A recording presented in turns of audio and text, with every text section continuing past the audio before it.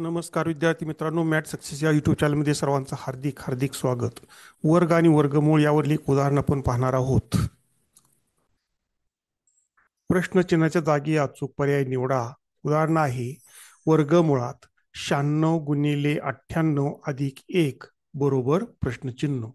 Options आहेत 97, 99, 95, 87.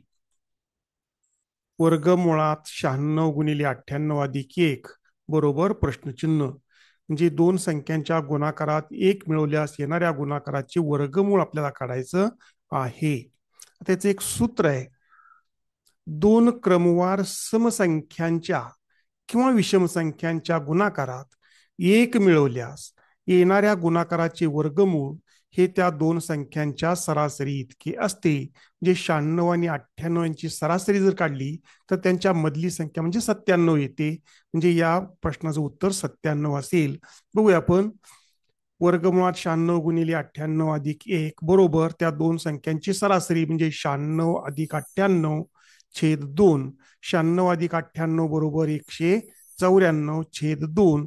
194 ला जर 2 भागलं तर 97 येईल. म्हणजेच वर्गमुळात 96 गुणिले 98 अधिक 1 बरोबर 97. Option number 1. ते पुढील उदाहरण तुम्ही सोडवायचं आहे. प्रश्नचिन्हा जागी अचूक पर्याय निवडा. वर्गमुळात 113 गुणिले 115 अधिक 1 बरोबर प्रश्नचिन्ह. ऑप्शन्स आहेत 112, 114, 116 आणि 117. हे उदाहरण सोडवा आणि उत्तर कमेंट बॉक्समध्ये पाठवा.